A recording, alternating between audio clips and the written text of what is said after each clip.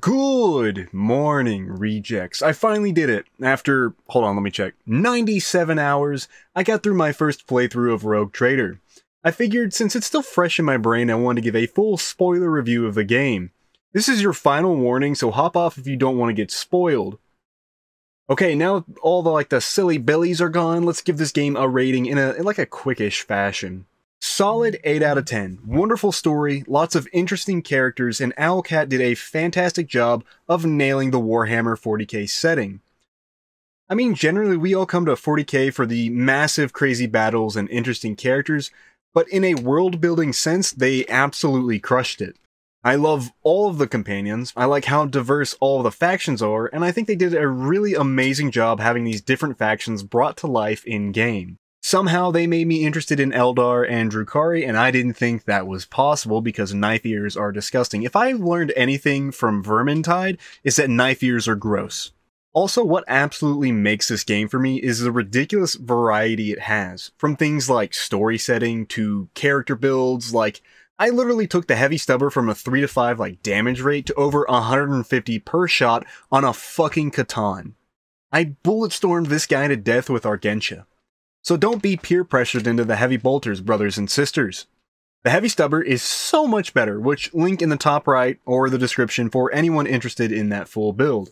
I mean, to be honest, I've been hooked with this game since I picked it up. I thought I'd lose interest with some of the later acts since some of them got to be a little bit of a grind, but I really didn't experience that. I mostly just was having fun and trying to find as much loot as possible, and I found a shit ton. I tell you what. My profit factor was so high, good lord, I was living my grimdark Rogue Trader life to the fullest. Speaking of things in abundance, there are an ungodly amount of items in this game. I'm serious, the massive amount of build crafting you can do and achieve is insane to me. Generally the builds you can make are what take this game from a 6 to an 8 rating wise. Which I love that in something as vast as Warhammer 40K, there's literally hundreds of items to fit, instead of just a few items that you are barely given in other games.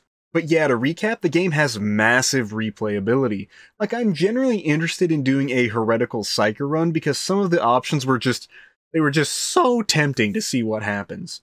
Like Heinrichs, take this knife ears to gay baby jail. She keeps calling me monkey. Also Heinrichs, the ruinous powers send their regards. And then Reigns of Castamere starts playing, I don't know. Unfortunately, there are some issues with the game that it does knock it down for me. I do want to just straight out of the gate admit that I got spoiled with Baldur's Gate 3 voice acting. Seriously, I didn't realize how much I enjoyed listening to the voice acting until that game. I don't think it's a big deal. I do just kind of miss relaxing and enjoying the full emotion of the game versus reading line after line after line. That being said, there's a dump truck full of lines of dialogue in Rogue Trader. I mean, good lord, I 100% understand how expensive that would be or could be to pay for quality voice work in gaming. And when there are voice lines in Rogue Trader, it sounds great. Generally they nailed everyone thematically from God, I hate Eldar and their stupid names.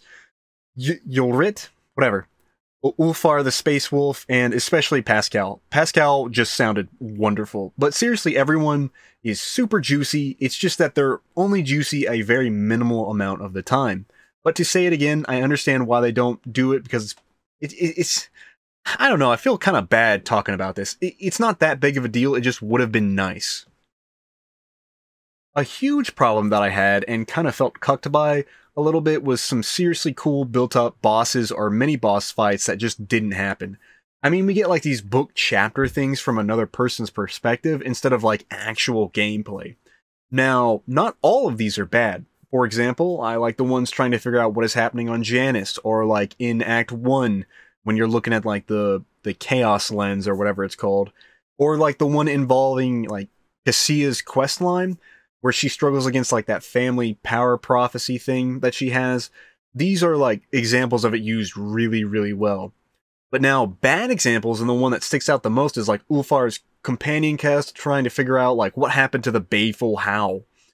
Seriously, I was really, really looking forward to fighting a Wolfen.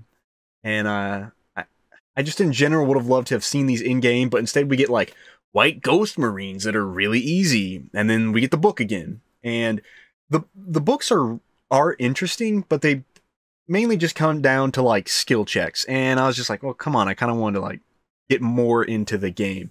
That being said, the art for the books, thematically, incredible. Love it. Looks good. I even like the font, man.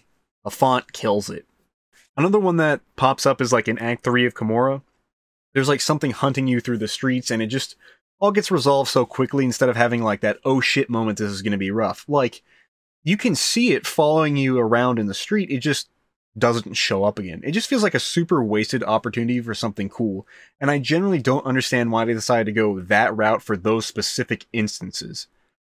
Unless they had to like cut down on budget or something like game technical wise, it just seems like such a waste. Another problem this game has is some really frustrating bugs, which for games like this and also Baldur's Gate 3, it's about par for the course. I'm only knocking it down because it led to some very annoying moments for me that ruined some gameplay. Now, as anyone who's played the game can attest, there's quite a few bugs, but I'm going to highlight two that I really just remember, and they just got in the way. The first bug that was a big problem for me was anytime there was a cutscene or like a big establishing or hype cinematic moment, the environment just gets in the way of the camera shot. Like, I had this happen on most VoidShip Bridge cutscenes, or like the cutscene where you're dealing with Eurolon the Cruel. It just like glitches into the environment. Or another example in the same area is when you fight the Chaos Dreadnought, and it's like Doom Hammer or Doom Screamer, whatever the hell. It just like glitches into the pillar. And it really sucks because these interesting moments that are happening get ruined, and it kind of just breaks the immersion. So yeah, that didn't feel good. The final bug that actually had me angry was during VoidShip combat. I don't know why, but it would always cause my like commanders to disappear from their post, preventing me from using like the post special abilities. And it just, dude, I was like, what the hell? And now it wasn't always every post. Usually I would just be given like a few, but it was never my full roster. Also, just to clarify or get ahead before anyone comments below, there are special events that pop up where they somehow disable some of your ship post. It's not that, it's literally every Void combat. Most of the time, I could like work around it because Void combat's not too hard.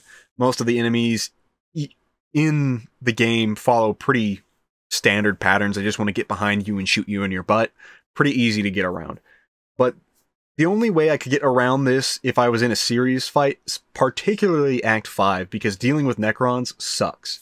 But the only way I could get around it was by loading like a previous save, equipping my commanders, and then praying they would all show up. However, sometimes they wouldn't. I would be missing like my main character, or I'd be missing like, you know, 2 of them. It's just really, really frustrating. As always, when it comes to bugs, make sure you report them. For PC, it's Alt-B.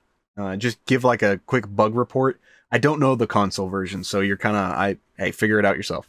But yeah, overall, there are a lot of bugs, but most don't hinder the game. Like, one, for example, is sometimes the enemies get caught in a little loop where they won't do anything, but usually, like, after 30 seconds, the game starts to play again. So, most of them aren't a big deal. But yeah, just to recap and kind of make this video relatively short, because I just wanted to, like, get all my brain out. Rogue Trader, 8 out of 10. Wonderful game. Like, the story, gameplay, and lore really shine for me as a Warhammer 40k fan. I was learning stuff that I had no idea about. Like I said before, the Eldar and Drukhari, I do not care about them at all. But they made me interested in the whole, like, story. And Kimura, Act 3 was so much fun. I loved Act 3. I liked how whatever companions you took, those were the ones that were going to be in Act 3, like, dealing with the story. Like, Cassia getting locked in, like, a weird anti-psyker jail thing, or like Abelard and his wife and all that. Like, pretty cool.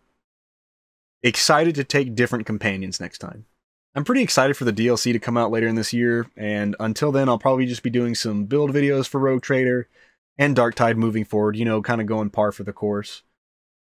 A few lore videos are in the works, including more Guardsmen's. Oh, I'm very excited about Guardsmen lore videos. Guardsmen, Astra Militarum, absolute favorite faction.